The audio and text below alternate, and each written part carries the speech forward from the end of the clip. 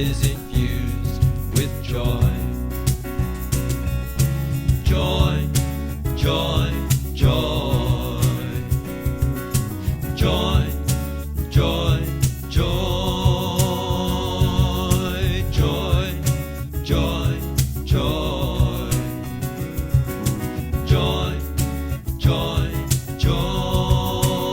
I start my day with love. I start my day with peace. I start my day with joy, and I feel that sweet release. I start my day with love. I start my day with peace. I start my day with joy, and I feel that sweet release.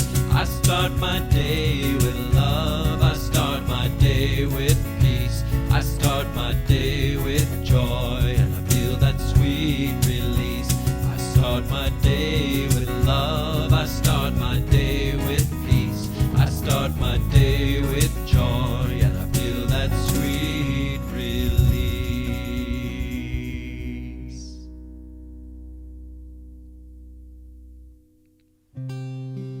Please join me in prayer.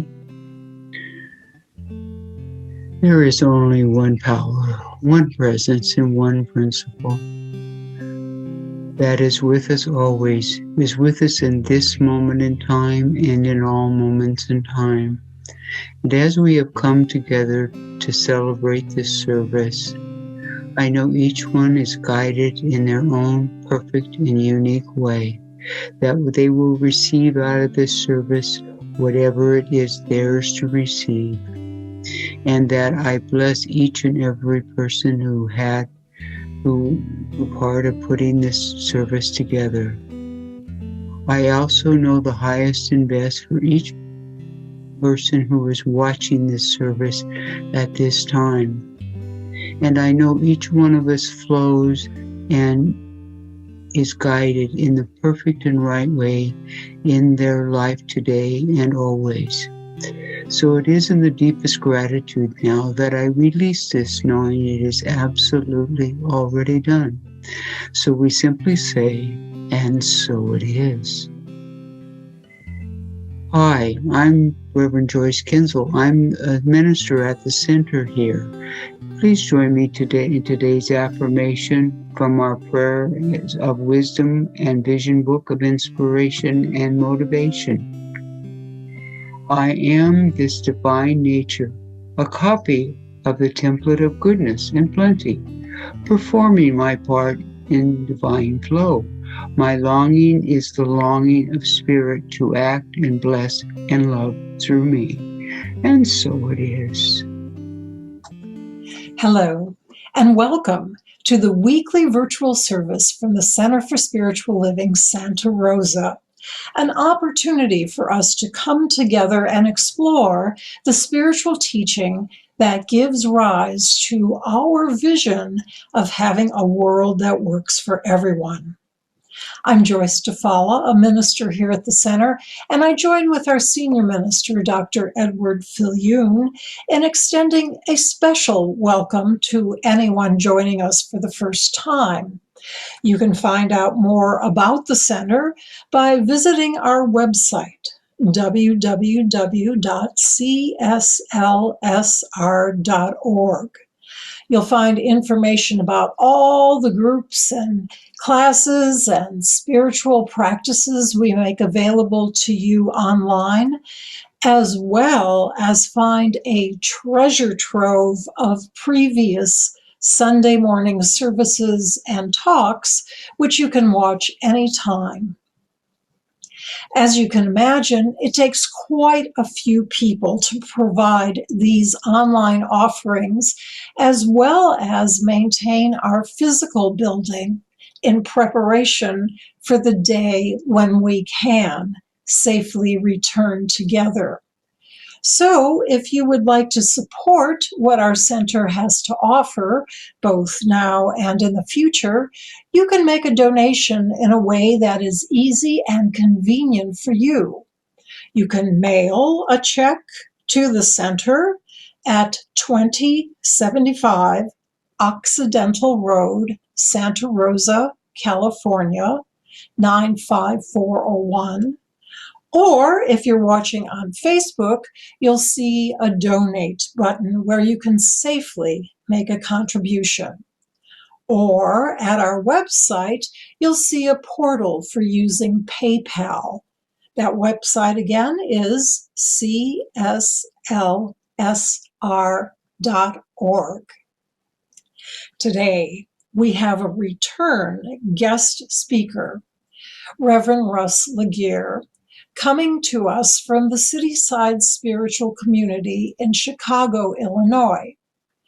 Holding a master's degree in consciousness studies from the Holmes Institute, Reverend Russ is passionate about spiritual care and finding ways for people to connect in a deeper relationship, not only with others, but with themselves and with the Spirit. Reverend Russ describes his ministry as being about taking people deeper and helping them find ways to move past the human ego's trappings and all the funky stuff it creates in our lives.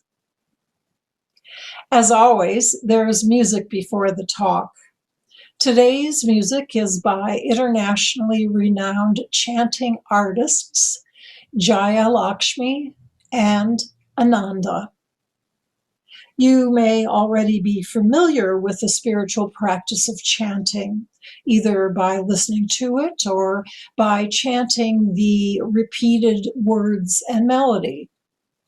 I find that the longer a chant continues, the more my body relaxes and the more my breath deepens, and the more my mind opens to communicating with my true spiritual self. So I'd like to express gratitude to Jaya and Ananda for sharing with us the full 8 minutes of their chant. Today is the day. I'm confident that somewhere in today's music or message or community news, you will find that which uplifts you and encourages you on your spiritual journey. Welcome.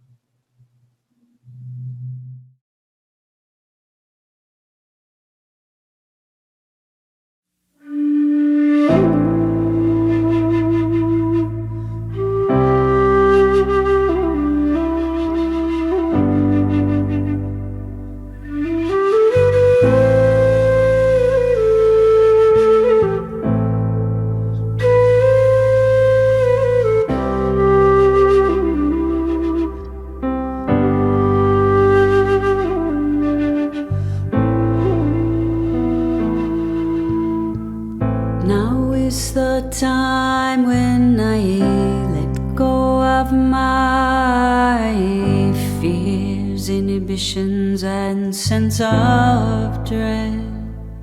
When I give up control and I let you hold me with no resistance in my soul. Now is the time when I let go of my fears, inhibitions, and sense of dread. When I give up control and I let you hold me with no resistance in my soul. This is the day when I throw it all away into the fire of the all-loving one. Oh, now I have just what I need to be free, to feel who I really am.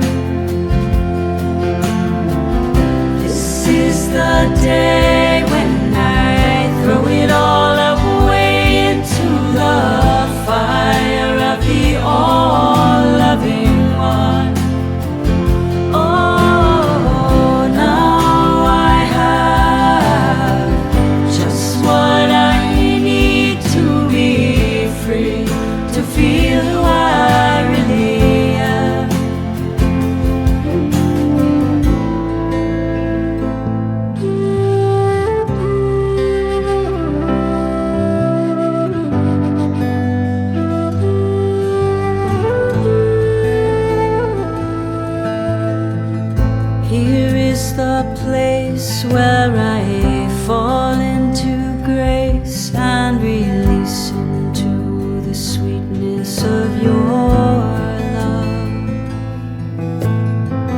I surrender, I remember the light and the beauty that I am. Here is the place where I fall into grace and release into the sweetness of your love. I surrender, I remember the light and the beauty that I am. This is the day when I throw it all away into the fire of the all-loving one. Oh, now I have just what I need to be free, to feel who I really am. This is the day when I throw it all away into the fire of the all-loving one. Oh,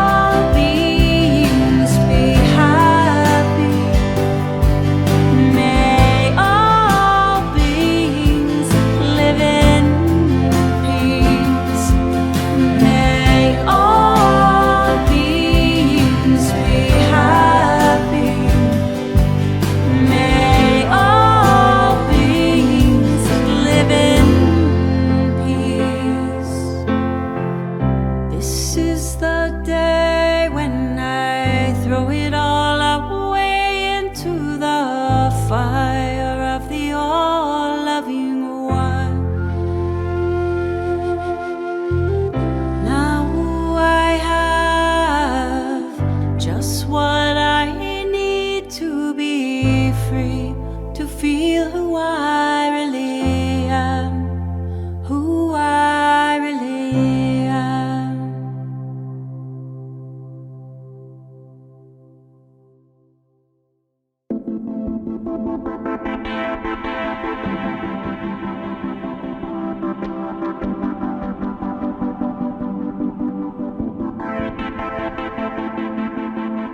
Now is the time when I let go of my fears, inhibitions, and sense of dread.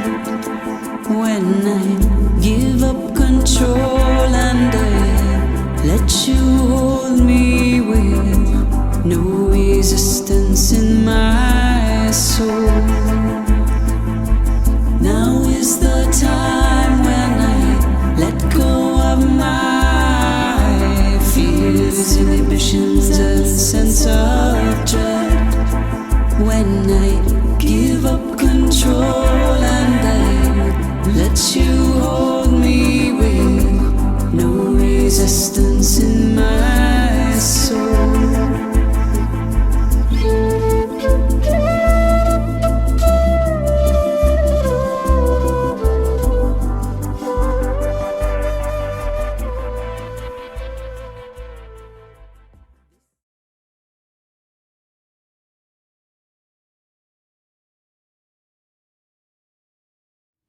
Well, hello there, CSL Santa Rosa. I'm so delighted to get to be back with you again. I am Reverend Russ, and we're going to be closing out our month of Timeless Wisdom, Evolutionary Vision.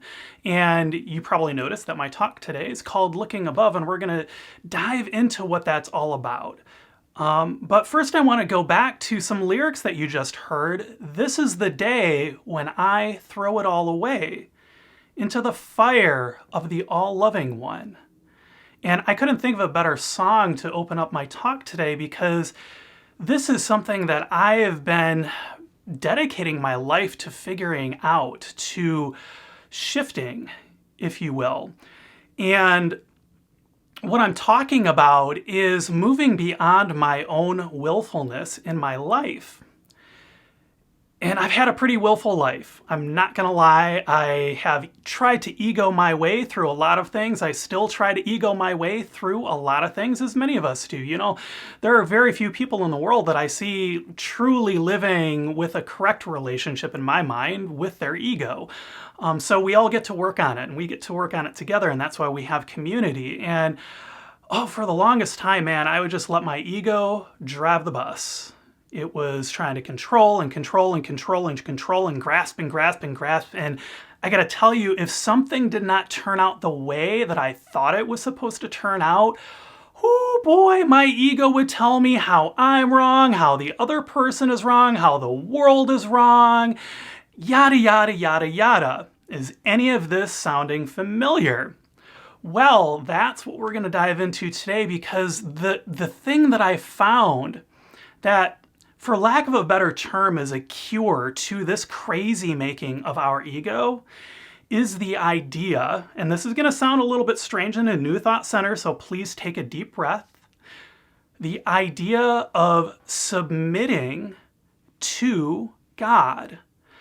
Now, God is not some wizard in the sky who's passing down judgment, but we're talking about the God of, you know, the New Thought teachings, of ancient wisdom teachings. This is a God that is truly all that there is. We are part of it, and we are living its life, and yet it is so far beyond us. It is so far beyond what we can see and experience with our senses. And, you know, it's just expansive. Like, I can't put it into words, because human words are not sufficient for the grandness, for the amazingness, and for actually the simplicity of this divine being that is just here for our good. I use the word God because it's simple, it's one syllable long, it's only 3 letters, it's easy to remember, but you can pick whatever word you want for this divine consciousness, this divine force that wants only for our good. What I found as I dove into this teaching within Science of Mind, within New Thought, the more and more I did it, the more I started to turn my life over to this divine presence. I began to submit to what God's grand idea was for me, as opposed to my own ideas. And that's a big shift, and it's not easy. I'm still working on it. Most people I know are working on it, to be perfectly honest. Some people don't even want to work on it, and that's fine too. We're all at where we're at. But I want to talk about what it really means for us to submit our lives over to God. And you might be wondering, why would I do this? Why do I care? Well, if God is good, period, if God knows everything, period, then only good can result from our submission to God. In fact, God knows better how to uplift our lives than we do. And so knowing that God is good, that God is unconditional love, that God is the perfect, it is the absolute, it is so able to see the big picture better than I can, when I turn my life over to this divine force, I bypass all of the crazy making that my ego is trying to do. So what this does is it causes us to shift our relationship with our ego. And I use that phrase deliberately because within New Thought, within other alternative spiritual practices, if you will, it can be sort of this weird fetish for us to try and destroy our egos.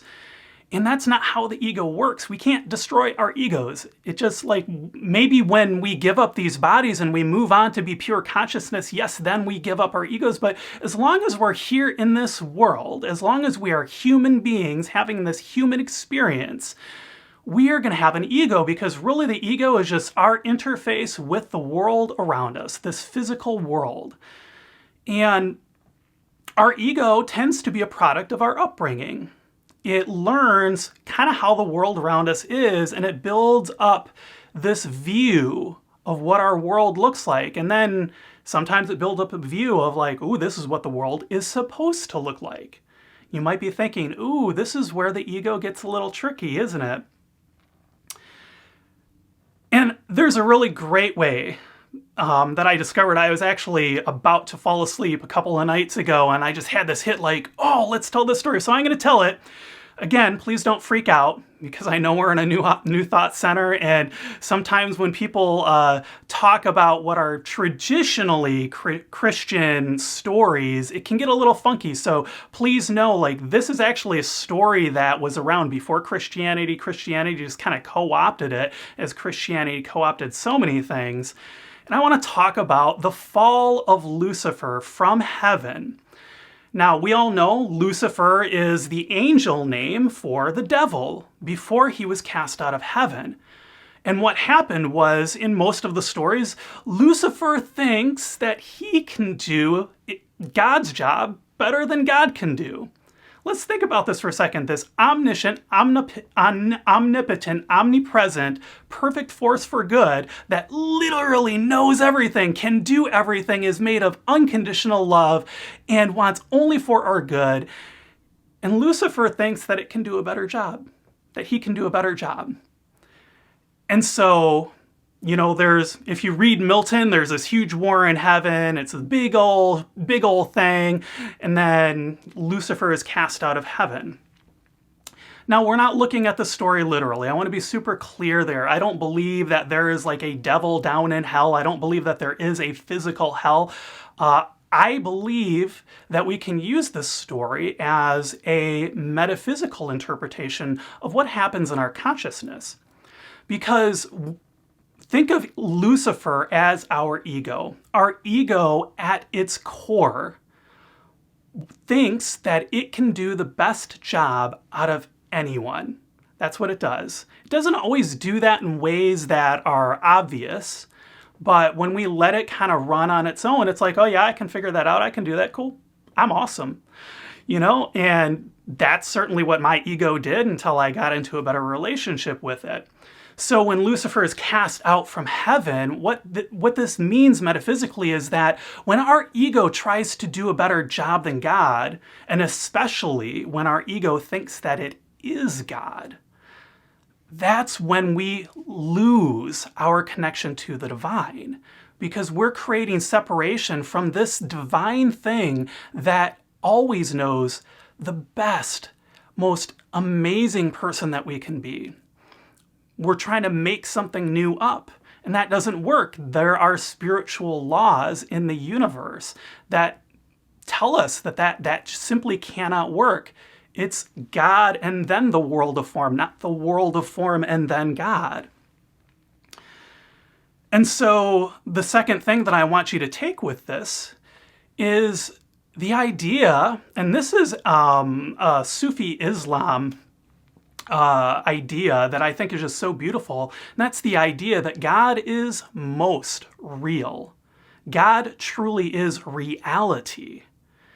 And that's a really important word I think for us to get into relationship to, given that reality seems to be something that people are allowing to be purely up to their interpretation these days. And I'm not saying that out of judgment. I'm just saying people are at where they're at. And when we allow our egos to drive the bus, we also allow our ego to redefine what reality is. Our ego does this because it wants to stay safe. It wants to keep us safe. And that's a noble pursuit. It really is. And it's, back in the day when there were tigers trying to eat us every day, it probably did a really good job. But we have the powers of reason now. We have the powers of thought, and we can think through and better approach these parts of our psyche that sometimes show up in really funky ways. And especially, I really want this to sink in that a lot of times, and I'm speaking from experience here too, my ego used to do this, if our ego thinks that it is God, then it thinks that it can ultimately keep us safe. It sort of puts us way out there. The problem, though, and this is a really, really deep thing, so take a moment to let it sink in, safety is actually an illusion. When we are learning about new thought, we learn that God is all that there is. We learn that God is good. We learn that we are part of God, and we learn that our consciousness is eternal. So if we follow the logic on that, then we have to land at the question, what can actually harm us? Because I might have a physical experience of pain, I might have some trauma in my physical life, but if my consciousness is eternal, then eventually I'm going to give up this body, and now my consciousness is just consciousness again. Who knows what it becomes? I don't know. And what that tells me is there is no thing in this world that can actually harm us, because to believe that something could harm us is to believe that we could be diminished, that something of our consciousness, this eternal spark of God that is truly limitless, that some part of that could be lost forever. And I don't think that's true. That's not what we teach in New Thought. We teach that our consciousness is eternal. And so the striving of our ego to keep us safe, it can get in the way of this deeper realization that we actually are safe in God, even though the world might not look like that, because there are a lot of egos that are all competing to figure it out because they all think that they have the best idea of what the universe should look like. Our egos go on autopilot. They grasp and they attach to the way that they think that our life should look. They do not deal well with change. And, look at our last election, and almost half of the population of the country was denying reality because there was this visceral kind of pain that this couldn't happen. Like, I'm not saying this out of judgment at all. I'm just saying that our ego, when we allow it to build our reality instead of submitting to God to show us what reality is, that's when our ego kind of goes off the reservation and makes it up as it goes along. And it can even go so far into creating a false reality within our minds. And Ernest Holmes talks about this at length in the Science of Mind textbook and in many of his other writings, that once we get our delusions about how the spiritual universe works, how our physical universe works, then that is when we have heaven on earth. And is it really any wonder why it is so hard for so many of us in the world to see what's actually going on in reality when all of our egos are just on autopilot? But reality doesn't stop being real. We just stop being able to see it. That's why I love optical illusions, because when you look at them, you can ask two people what they see and they'll tell you two different things. That doesn't mean that that picture is any different. The picture is the picture, but the way that we are interpreting it is, what we are doing in that moment.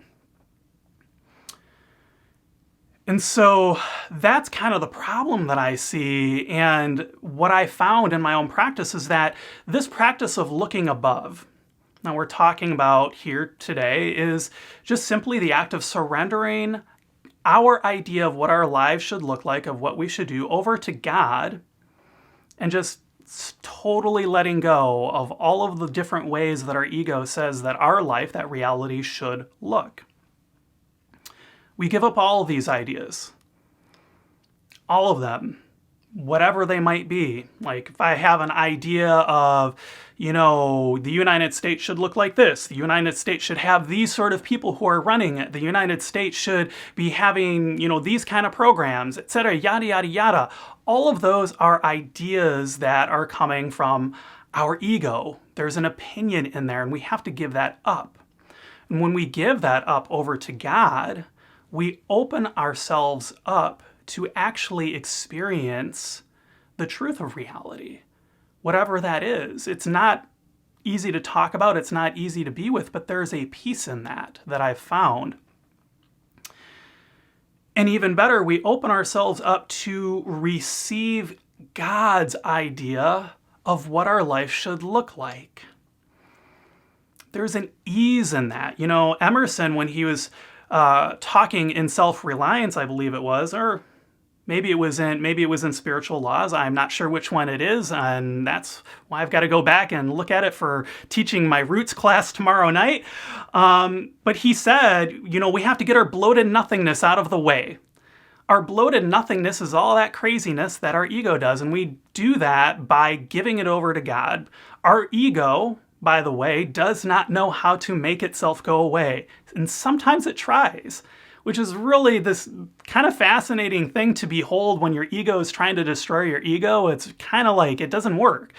But God knows how to show us our highest and best life, because God knows what it looks like. God has infinite power. God is the truth of all of life and existence. It simply is, and it simply knows. And so when we do this, we know that we are actually experiencing and listening to and talking to God, because there's no striving involved. There's no grasping involved. There's an ease that we feel in our bodies. We relax, and we feel this unconditional love, this desire only to have us be our highest and best selves. Our lives, they'll feel better, they'll work better, and that's really amazing. And I want to share this Hafiz poem called The Gift that I just love. And it was funny, I chose this poem here before Christopher chose the featured song. And when I looked at this and I looked at the lyrics for that song, I'm like, oh, well, that's an interesting synchronicity. See what happens when you just give it up to God? And Hafiz writes, "Love is the funeral pyre where I have laid my living body. All the false notions of myself that once caused fear, pain, have turned to ash as I neared God. What has risen from the tangled web of thought and sinew now shines with jubilation through the eyes of angels and screams from the guts of infinite existence itself. Love is the funeral pyre where the heart must lay its body." And so I'd like to bring us into a spiritual practice here so that we can get into relationship with this higher desire for our good. And before we get into it, I want to say, I call this a practice because it is. It's not something that we should just do once here in this talk and then never do it again. It's something that I try and do every day. It's something that I see my life shift and change and grow every day. And so that's my invitation for you today. And so if it feels comfortable, go ahead and close your eyes. And let's take a nice deep collective breath and breathe in and breathe out. And breathe in, and breathe out.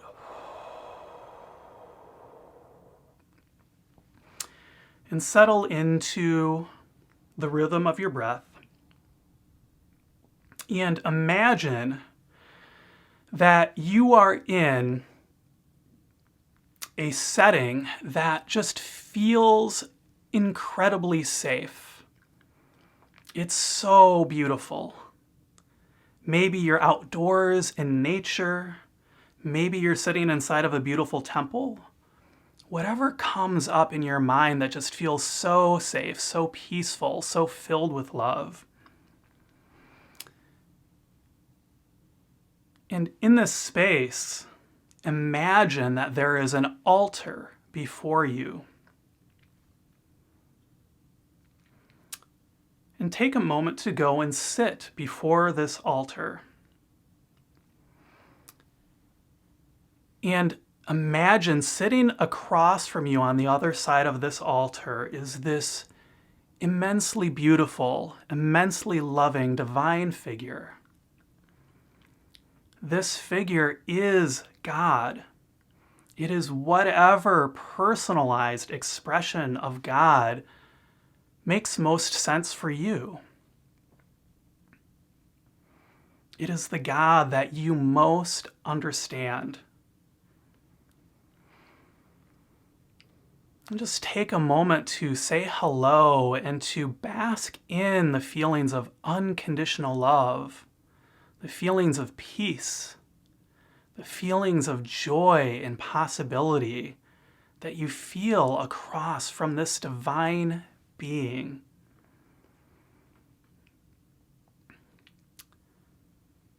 And now, if you feel ready,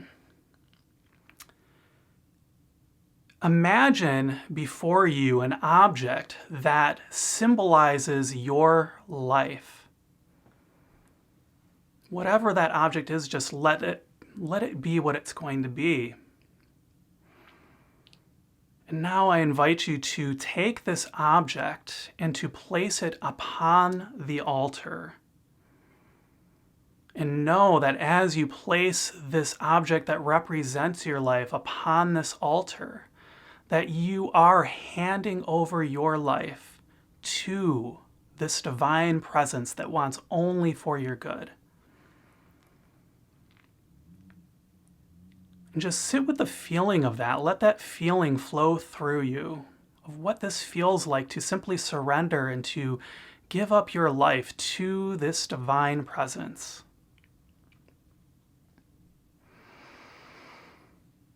And just breathe into that feeling.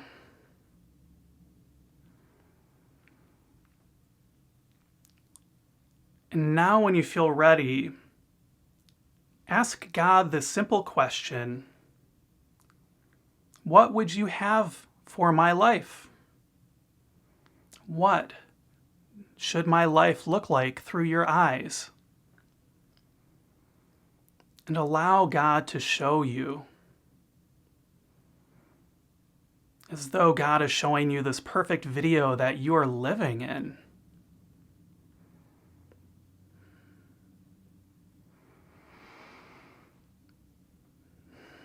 And we'll just take a moment to be with this perfect vision for your life. Allow all 5 of your senses to show up. What does it feel like? What does it taste like? What does it look like? How do you hear it?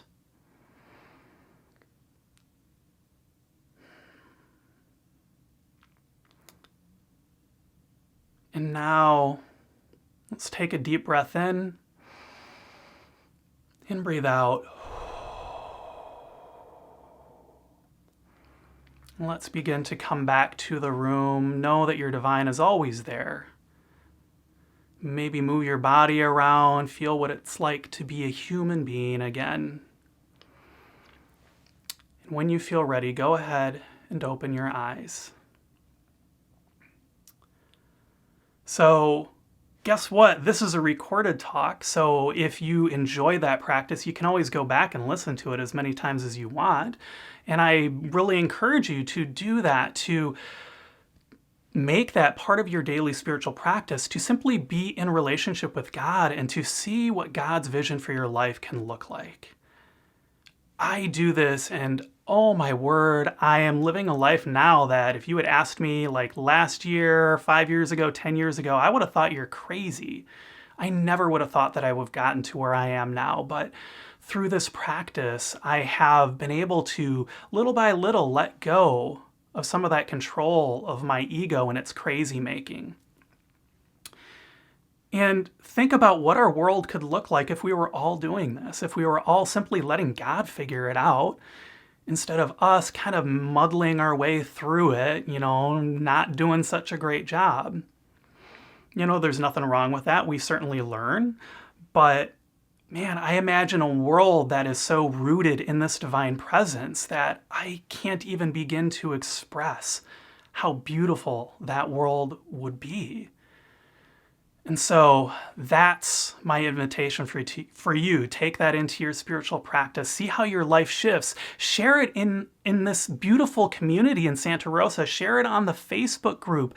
Share it wherever you can, because it's so important that we hear and that we collaborate with one another in our own becoming. That's why we have community. And so I know that your life is blessed. I know that it is perfect. And just with that knowing, let's go into some prayer, shall we? So I just breathe into this perfect moment, recognizing this force for good, this divine mind, this divine consciousness, this divine being that is just love, life, and joy itself. It is truly the one, it is the many, it is all that there is and more. And I know that I am one with it, just as every beautiful soul who is watching this talk, everybody in the Santa Rosa community and beyond, I know that we are all one with the one. We are one with love, with life, with joy. We are one with the highest ideal for our perfect life. And I claim and declare for us here and now an opening of our hearts to that highest good, to being able to see our lives and live our lives as God sees us, through the lens of unconditional love. I know that that unconditional love just flows through us right here and right now. I know that it is always with us, and I simply take down any barriers at all today, tomorrow, into the rest of eternity that could ever get in the way of this divine unconditional love. I simply call it forth. I know that it is flowing through us, that it is enhancing and uplifting every aspect of our lives. I know that this divine love just makes it so easy to set aside the finaglings of our egos, and to simply give that up to God, knowing that we are well served by this perfect divine presence, that God truly is so willing to give us the kingdom of heaven here, now, in this world, not in the next and any other, but here and now. I say that as our hearts open, we are feeling more and more of that unconditional love that is truly heaven on earth. And so I call this forth. I know that we are so blessed. And I just express my gratitude for the fulfillment of this prayer. I release this word into the action of the law. I let it go and I call it good. And together we say, and so it is. Thank you, Santa Rosa. I hope to talk to you soon. Hi, everyone. My name is Nancy Reynolds. I'm one of the trustees at the center. And I'm also a member of the behind the scenes Sunday service team. And I'm here with you every week during services, which I love. I also like to find at least one more thing a week through the center to join in on and hang out with people who I don't get to see because we're not in the center. I call it my once a week. So I'm wondering, what's your once a week? Well, I have some ideas for you. The first one is called Circles for Spiritual Connection. Those are small groups that meet once a week for several weeks in a row.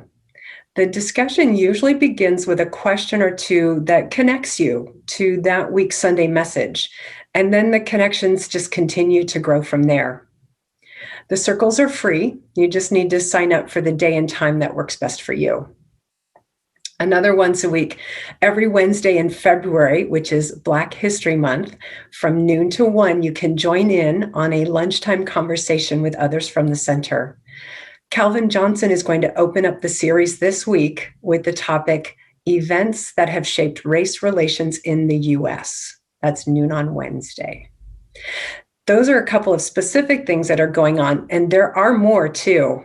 Additional small groups continue to meet online. And you can find out more on the website, which I'll give you in just a moment. Today is the last day of January, and that means that the World Peace Meditation is on this evening, rather than our usual Sunday evening conversation. I don't know if you know, but the World Peace Meditation has been happening every month for decades. That's tonight at 7. The final event I want to share with you is what's on tap for our February 2021 Wednesday Night Live. We are going to have with us United Methodist pastor Lindsay Bell Kerr speaking about spiritual discipline and radical faith. That's 7 p.m. this Wednesday. You'll probably want to know more about all of these events and some of the other offerings through the center, and you can learn more right on the homepage of our website. That's www.cslsr.org. From the homepage, just move on down, you'll find all kinds of things. The final thing I'd like to mention is one of my favorite once a weeks, and perhaps one of the most impactful for me, and that's after service prayer. Every Sunday after every service, prayer practitioners are waiting to pray with you. Whether you're feeling up and you have something to celebrate, or if you're feeling down and you need a spiritual lift, they are there to pray with you and to bring spirit right into the center of things. We do this using Zoom, and we're going to post the instructions to get to that Zoom room during the final song. That'll be in the chat box on Zoom and in the comment section on Facebook. There may be a short wait to get into the prayer room when you get there, so please do hang on. You and your prayer are definitely worth that wait. Well, that's it for today. Thank you again for being with us. We appreciate you. Hey y'all, my name is Lindsay Bell Kerr. I'm a United Methodist pastor, and I'm looking forward to being with you on the first Wednesday of February. We're going to be talking about spiritual discipline, which is like way more fun than it sounds. It's also incredibly relevant. These last 10 months, and then especially these last 10 days, have perhaps unmoored us and we respond from a place of reactivity. Spiritual discipline grounds us in faith that we can speak truth in love. I look forward to being with you then.